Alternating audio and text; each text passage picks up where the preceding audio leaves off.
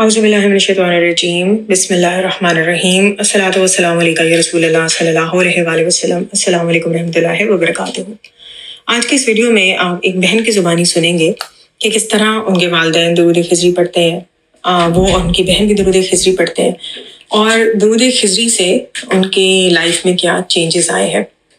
अच्छा, दुरूद खिज़री को लेकर बहुत दफ़ा ये बात होती है कि असल वाला दुरूद खिज़री ये है या ये वाला असल दुरूद खिज़री है। बहरहाल डिफरेंट सिलसिलों में या सलासल में डिफरेंट दुरूद खिज़री की चलते हैं, उनकी इकसाम है। जैसे सल्लल्लाहु अला हबीबी मोहम्मद आलैहि वसल्लम, कहीं पर इसमें कुछ इजाफा किया जाता है सल्लल्लाहु अला हबीबी मोहम्मद आलैहि व बारिक वसल्लम। और दुरूद खिज़री की एक किस्म में सहाबा रज़ियल्लाहु अन्हु का नाम भी ऐड किया जाता है और उस तरह से पढ़ा जाता है सल्लल्लाहु अला हबीबी मोहम्मद व आलिही व अस्हाबिही व बारिक वसल्लम।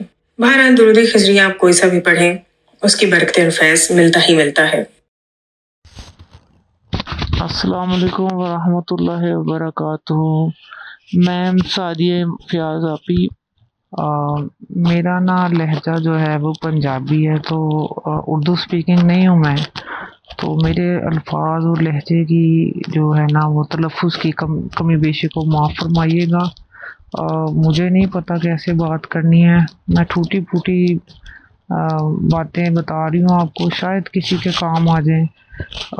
मैं ना आपको जानती नहीं थी, मुझे गालिबन मोहसिन भाई दुरूद अकेडमी वाले उनकी वीडियो में शायद मैंने आपका सुना था, तो फिर मैंने आपको ना ज्वाइन किया था यूट्यूब में, इंस्टाग्राम में और गालिबन फेसबुक में भी आप हैं। तो फिर मैंने आपकी वीडियोस देखी थी, तो मुझे बहुत खुशी हुई थी और आपका अंदाज़े बयान मैम बहुत अच्छा है, बहुत ही अच्छे आप वाक़या शेयर करती हैं। तो मैं फिर वहाँ से आपको रब्ता किया मैंने आपके साथ। तो काफ़ी अर्से से मैं सोच रही थी कि मैं आपसे शेयर करूं या कांटेक्ट करूं, तो चूंकि मेरे पास अभी व्हाट्सएप नहीं है, तो फिर मुझे आज कल मैंने आपको जब दूध पाक की खीरी की थी, तो मेरे अबू 1984-85 से दुरूद खिज़री पढ़ रहे हैं। 1985 में उन्होंने हज किया था, फिर 2002-3 में उन्होंने 5 साल उम्रा किया था फ्री ऑफ कॉस्ट। 5 साल तक वो जाते रहे हैं। ये सारी दुरूद खिज़री की बरक़ात है। तो बाजी मैं आपको ये बताना चाह रही थी कि मेरी अम्मी और अबू माशाल्लाह बहुत दुरूद शरीफ पढ़ते थे, दोनों के पास स्टील के काउंटर होते थे। तो अब्बू तो आज भी शायद पढ़ते हैं दुरूद खिज़री। जहाँ तक मुझे पता है वो डेली कम से कम 10,000 पढ़ते थे, क्योंकि उनके पास जो वो स्टील का काउंटर होता था ना, वो सारा दिन उसमें पढ़ते थे, तो वो उसको घुमा देते थे, कंप्लीट हो जाता था। तो आज भी उनके मामूलात में दुरूद खिज़री है। तो मैं आपको ये भी बताना चाहूँगी कि मैं दुरूद खिज़री पढ़ती थी और मेरे घर में मेरी छोटी बहन पढ़ती थी अब्बू के अलावा। तो हम दोनों को ना वो मसले मसाइल नहीं आए जो हमारे बाकी बहन भाइयों को आए, यानी कि हमारी स्टडीज़ भी माशाल्लाह आराम से कंप्लीट हो गई, उनकी रह भी गई। तो जब हम ये दुरूद शरीफ पढ़ते थे ना, तो मैंने ये चीज़ नोट की थी, हमारी दुआएं ख्वाहिशें बड़ी आराम से ना पूरी हो जाती थी, देर या सवेर हो जाती थी। तो जो दोस्त मेरे स्टूडेंट या कोई रिश्तेदार जो भी मेरे करीबी लोग थे मुझसे पूछते थे कि आप क्या पढ़ते हो, तो मैं सबको यही कहती थी दुरूद खिज़री। तो स्टार्ट में मैंने ये 2002 या 3 में शुरू किया था, ये 1000 के तादाद में, फिर मैंने ये 500 किया था, फिर 313, क्योंकि मैं स्टडी में बिज़ी हो गई थी। तो मेरे लिए भी ये वही वाक़या मोटिवेशन का बायस बना था जो अल्लामा इकबाल का था कि उन्होंने 1 करोड़ दुरूद शरीफ पढ़ा था, तो वो अल्लामा इकबाल बन गए थे। तो मैंने भी उस नियत से 1 करोड़ दुरूद शरीफ की नियत करके ना ये दुरूद खिज़री स्टार्ट कर दिया था। फिर जब मैं स्टडी में बिज़ी हुई थी, तो फिर मेरी तादाद जो थी वो 313 में ही फ़िक्स थी और आज भी 313 में ही मैं डेली का इसको पढ़ती हूँ। तो ये थोड़ा-सा मैंने बताया था आपको कि जो लोग हमसे पूछ के ये दुरूद शरीफ पढ़ते थे ना, तो हम उनको कहते थे ये ज़ुबान पे ना बहुत जल्दी जारी हो जाता है। तो लोग भी प्यार मोहब्बत करते थे क्योंकि हम दुरूद शरीफ पढ़ने वाले थे।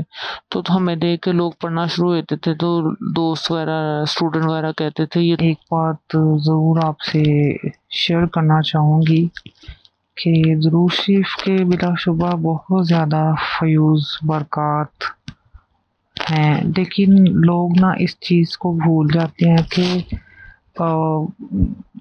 आल्दो कि हमने ये चीज़ सुनी है कि दुरूद शरीफ पढ़ने वाले के ऊपर फ़राइज़ भी अगर वो अदा ना करे या छूट छाट मिल जाती है उसको, इसकी बरक़ात बहुत ज़्यादा है।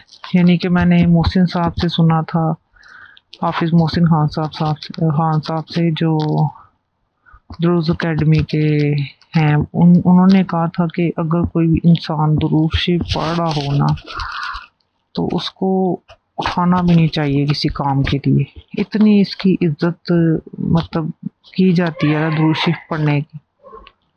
तो मैं ये बात कहना चाहूँगी कि लोग इस बात को ना थोड़ा पसे पर्दा डाल देते हैं कि हलाल रिज़्क़ का एहतमाम नहीं करते, या वो ये समझते हैं कि हम दुरूद शरीफ पढ़ते हैं तो हमने निकल जाना है हर चीज़ से।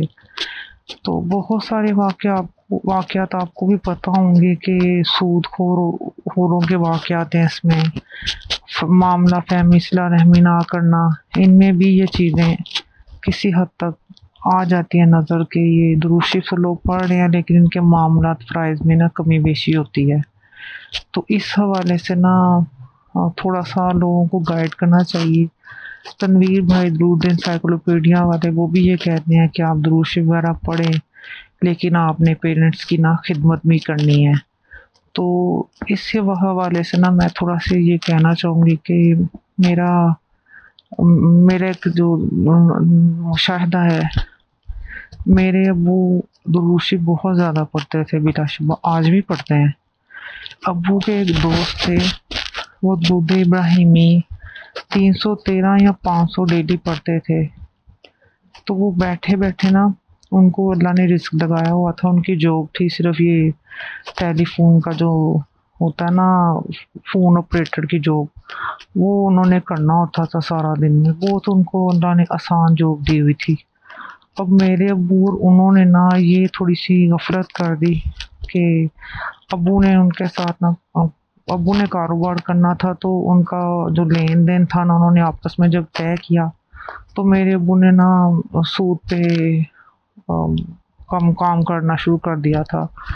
तो मेरे अब्बू दुरूद शरीफ तो बहुत अरसा से पढ़ रहे थे, तो साथ उनका ना सूद का काम था।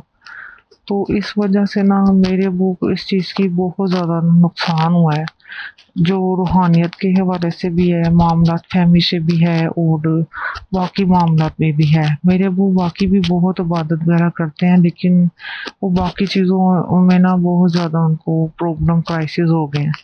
तो ये अक्सर मैं ये चीज़ देखती हूँ कि वो जो जिन्होंने अब्बू की साथ हेल्प की थी ना कारोबार के पैसों की, अम्मी ने उनसे कहा भी था कि आपने ये पैसे नहीं देने, क्योंकि ये पैसे जो थे ना सूद के कारोबार में जा रहे थे।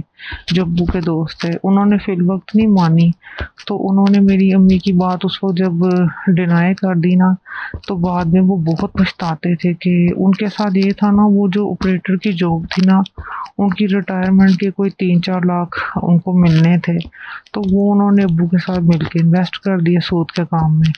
तो उस वजह से ना मेरे अब्बू को भी बहुत ज़्यादा नुकसान हुआ और उनको भी, हालांकि वो दुरूद इब्राहिमी पढ़ते थे और अब्बू दुरूद हिजरी पढ़ते थे। तो वो तो शायद अब्बू के दोस्त आज भी दुरूद शरीफ पढ़ते होंगे, अब्बू भी पढ़ते हैं।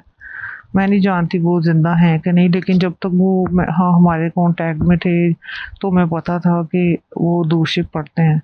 तो ये जो एक छोटा सा वाक़या मैंने बताया ना, ये चीज़ मैं समझती हूँ कि ये लोगों को ना इसके बारे में भी थोड़ा सा बताना चाहिए कि हलाल रिज़्क़ का एहतमाम करें और मामलात फ़हमी ज़रूर देखें, क्योंकि अगर आप दुरूद शरीफ पढ़ते हो ना, तो फिर तो आपके मामला वैसे ही बेहतर और दुरुस्त होने चाहिए।